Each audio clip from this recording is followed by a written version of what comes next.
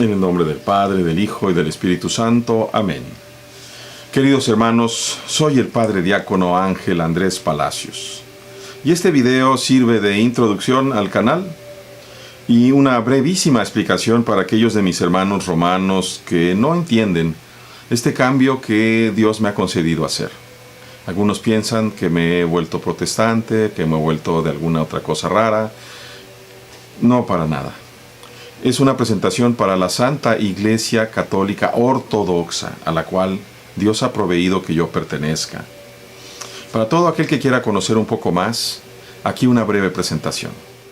Los dientes chuecos sirven, aunque no muy bien. Para arreglarlos vamos con el ortodoncista. Iglesia Apostólica, una y santa, por el Padre Diácono Ángel Andrés Palacios. Cuando escribimos mal, la maestra dice que tenemos mala ortografía. Cebolla con S, con B chica, o con V, con Y. Y si tenemos una deformación en los pies, vamos con el ortopedista. Antes que nada, una aclaración. Dios me formó en el Seminario Diocesano de Tijuana, el corazón de la Iglesia, con los estudios filosóficos y teológicos como cualquier presbítero diocesano romano. Agradezco infinitamente a Dios, uno y trino, su bondad. Nunca voy a dejar de amar a la Iglesia romana, entendida como los fieles bajo la dirección del obispo de Roma.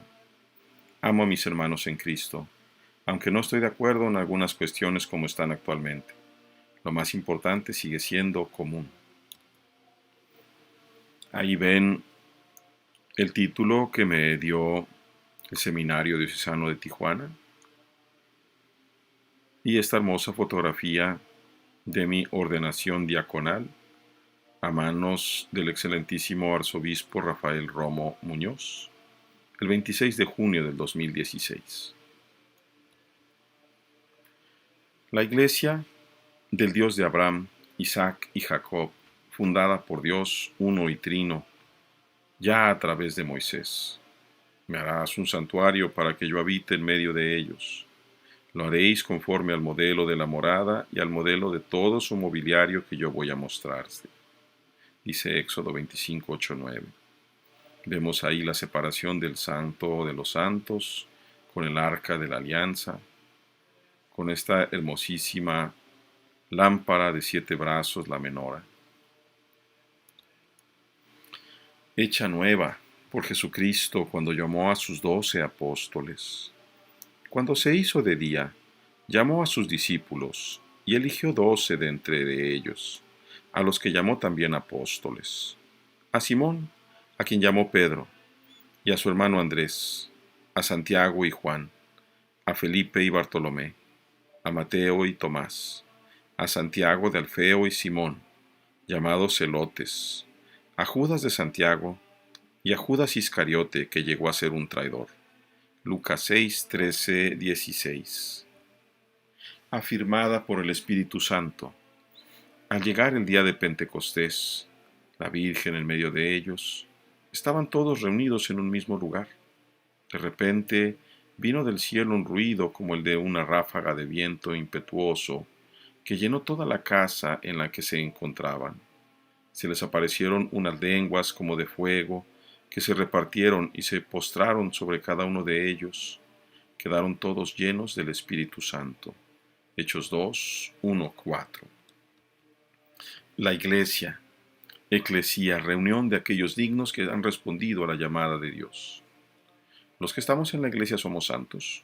No, somos pecadores llamados a ser santos. El justo peca 7 veces al día. Pero Dios justifica a quien llama y le es fiel. Necesitamos ser fieles cada día a Dios. La fe no es ideología, sino fidelidad. Así como el matrimonio se representa por un anillo o alianza que no tiene principio ni fin.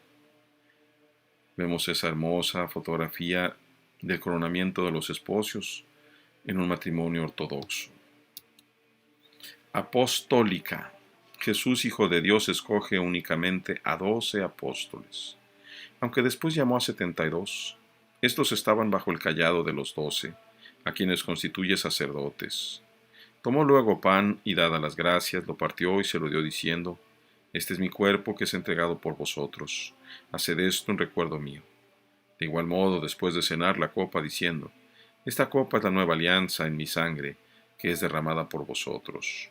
Lucas 22, 19, 20. Esto es lo que nos hace realmente un solo cuerpo y la sangre del Señor y el Espíritu Santo.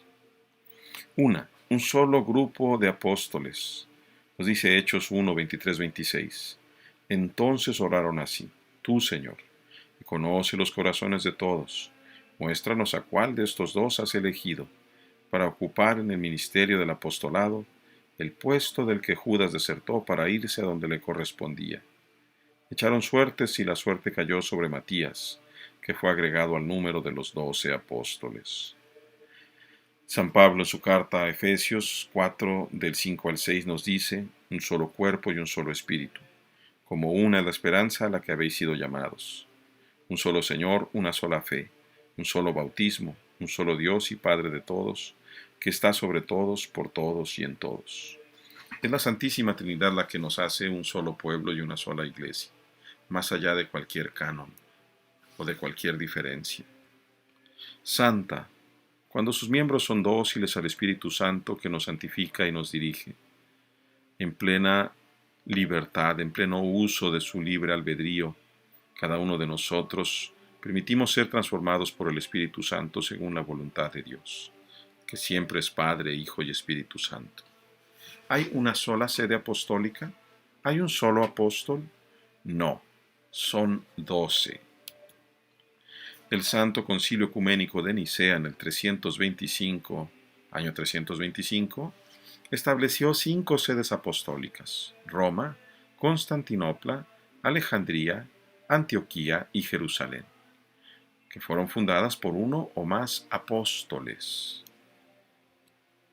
Jesús nuestro Señor nunca quiso un jefe. En Marcos 9, 34, 35 dice, por el camino habían discutido entre sí quién era el mayor. Entonces se sentó, llamó a los 12 y les dijo, si uno quiere ser el primero, sea el último de todos y el servidor de todos. Si el Señor Jesús hubiera querido señalar a Simón Pedro como el principal, lo hubiera dicho ahí. Sin embargo, les dice claramente, y no es la única ocasión, si uno quiere ser el primero, que sea el esclavo de todos. Como teólogo creo que cada apóstol es igual en dignidad, y no puede haber uno sobre otro.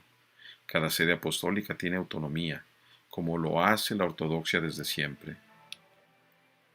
Durante el Tercer Concilio de Toledo, un concilio local en España, en el año 589, a insistencia del rey de Toledo, recientemente convertido de la herejía del arrianismo que niega la divinidad de Cristo, se añadió el término filioque y del Hijo al credo. Así el credo declara entonces que el Espíritu Santo procede no exclusivamente del Padre, como nos lo dice Jesús en el Evangelio de San Juan, y aún nuestro credo niceno constantinopolitano, sino del Padre y del Hijo. Un concilio local no puede cambiar el concilio ecuménico, pero no lo dicen, lo cambian y no nos lo dicen. Pasaron casi 500 años para que la Iglesia romana pudiera aceptar esta cuestión que en realidad no es una herejía, pero que sí cambia situaciones muy profundas en la teología. Fue hasta el año 1014, deseando coronarse emperador del Sacro Imperio, Enrique II forzó con tropas a Benedicto VIII la recitación del credo modificado en Roma. Aquí se produjo verdaderamente el cisma. Roma había dejado el credo original, y las 4 sedes apostólicas se declaraban ortodoxas. Roma se separa de las demás sedes apostólicas y las acusa de cisma. Lo hace por razones políticas. El deseo de poder ilimitado de algunos obispos de Roma. La triple tiara, que significa Padre de Reyes, Gobernador del mundo y Vicario del Cristo. Reclama autoridad absoluta e infalibilidad. Poder absoluto sobre la tierra y aún en el cielo. Para que un hombre pueda ser infalible, tendría que ser sujeto a la voluntad del Espíritu Santo siempre, sin libre albedrío. Tal sería ya un esclavo. Comparemos esto con el Señor que nos dice la verdad les hará libres. No es esa la propuesta de Dios. Aclaremos también que Dios, que es fiel, permanece también en la sede romana. Nos lo dice San Pablo en la segunda de Timoteo 2, 10, 13.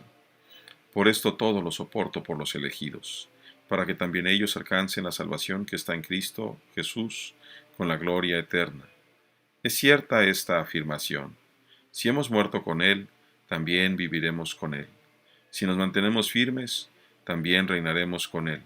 Si le negamos, también Él nos negará. Si somos infieles, Él permanece fiel, pues no puede negarse a sí mismo. Pero la práctica se va alejando ya en la liturgia, y obviamente en la teología, y como consecuencia en el seguimiento de Cristo. Es difícil ser fiel. Cuando vemos un presbítero romano usando una casulla decorada con imágenes de cuentos, de Superman, de Batman, mandando mensajes terribles y confusos a un pueblo que no puede encontrar el reflejo de la luz del Señor en la vida de estas personas, de estos ordenados. La Iglesia existe para ser fiel a los mandamientos de Dios, incluidos los de Cristo, y entre ellos, denles ustedes de comer. Vayan por todo el mundo y hagan discípulos a todas las naciones, bautizándolas y enseñándoles todo lo que les he mandado. No podemos hacer nuestra iglesia como nos dé la gana. Vemos a este presbítero abusando absolutamente de la liturgia, teniendo a un par de mujeres ofreciendo el cáliz. ¿Qué es esto? ¿Qué es la Iglesia Católica Ortodoxa? Es la Iglesia que, conformada por las sedes apostólicas, permanece fiel a los mandamientos y liturgia del Señor. Es una Iglesia conformada por pecadores, donde también hay santos, con una perspectiva teológica muy realista, sin especulaciones teológicas. Vemos esta maravillosa fotografía del obispo de Roma, llamado Papa Francisco, con el patriarca ecuménico de Constantinopla, pidiendo su bendición. La Iglesia Ortodoxa es fundada por Cristo con sucesión apostólica, esta imagen del maravilloso milagro de la luz nueva en el Santo Sepulcro en Pascua, un milagro que se renueva cada año en la Iglesia Ortodoxa. La Iglesia Ortodoxa tiene todos los sacramentos, y son válidos para la Iglesia Romana. Ut unum sint, que todos sean uno, dice el Señor Jesús en San Juan 17:21. El canon vigente para la Iglesia Romana, número 844, parágrafo 2, dice: en caso de necesidad, o cuando lo aconseje una verdadera utilidad espiritual, y con tal de que se evite el peligro de error o de indiferentismo, está permitido a los fieles o a quien resulte físicamente o moralmente imposible acudir a un ministro católico, recibir los sacramentos de la penitencia, Eucaristía y unción de los enfermos, de aquellos ministros no católicos en cuya iglesia son válidos esos sacramentos. Se refiere obviamente solamente a los ortodoxos. Parágrafo 3 dice: los ministros católicos administran lícitamente los sacramentos de la penitencia, Eucaristía y unción de los enfermos a los ministros de iglesias orientales que no están en comunión plena con la Iglesia católica. Vemos nuevamente al obispo de Roma con el patriarca de Rusia, Kirill. La Iglesia Ortodoxa mantiene viva la tradición de los apóstoles en fracción del pan. No se ha reducido ni adecuado. Así como vemos las historias escritas en Hechos de los Apóstoles por San Pablo, seguimos disfrutando de la sinaxis, que es el periodo para leer las alabanzas, las escrituras, después la divina liturgia y finalmente el ágape, que es la reunión de todos los miembros de la iglesia para compartir el pan en un salón adjunto al templo. Por siglos se había mantenido étnicamente, es decir, solo en los pueblos del este, pero hace más de 2 siglos llegó a América por Alaska con San Inocencio. Es una iglesia fundamentalmente mariana, sin envidia sobre la toda santa la Teotocos, que dio luz a Dios, y siempre Virgen María. Con mucha tristeza me doy cuenta de esta envidia que hay de varios presbíteros romanos hacia la persona de la Virgen, en donde ellos insensatamente dicen o piensan tener una dignidad mayor por ser sacerdotes. Y no se dan cuenta, como nosotros ortodoxos, que la Santísima Teotocos es más honorable que los querubines, más alta que los serafines, que los tronos y las potestades. Dios mismo ha dispuesto que este pecador sea recibido como padre diácono en la Iglesia Ortodoxa de América en México. Él me conceda ser fiel y dar fruto. Dios ha dispuesto que atienda a los católicos divorciados y vueltos a casar, para llevarlos a la comunión plena con Cristo. Sí, hermanos, ustedes que conocen a otros hermanos que han sido casados por la Iglesia, que se divorciaron y se volvieron a casar, o inclusive que alguno de ustedes está en esa situación, y que para efectos prácticos en la Iglesia romana ha sido declarado excomulgado, porque por ninguna razón puede recibir la comunión del cuerpo y la sangre del Señor. La Iglesia ortodoxa, siendo completamente apegada a la tradición, entendemos que el matrimonio es uno solo, con un hombre y una mujer para toda la vida. Sin embargo, también entendemos la misericordia de Dios, que no quiere que los pecadores perezcan. Por eso les invito, queridos hermanos, a buscar la misión San Andrés aquí en Tijuana con su servidor. Y si alguno de ustedes lo escucha en algún otro lugar del mundo, busquen una iglesia ortodoxa. La iglesia ortodoxa, después de un periodo largo, no corto, largo de acompañamiento y de apoyo a los nuevos esposos, tiene la posibilidad de volver a bendecir ese matrimonio, de volver a aceptarlos en la comunión plena con los santos misterios del cuerpo y la sangre del Señor, con la reconciliación, con la bendición. También, hermanos, a los más pobres que no son atendidos. Y por supuesto a los enfermos y a los presos. En esta misión ortodoxa de San Andrés Apóstol en Tijuana, que está empezando con mi persona. La Iglesia Ortodoxa es forma excelsa de acercarnos a Dios, siempre y cuando tengamos disponible una comunidad.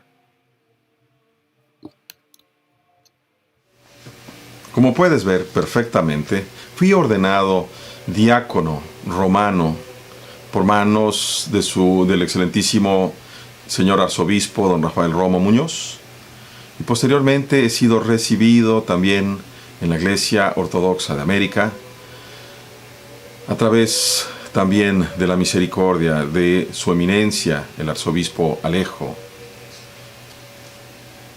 Como puedes ver, no he dejado de ser católico.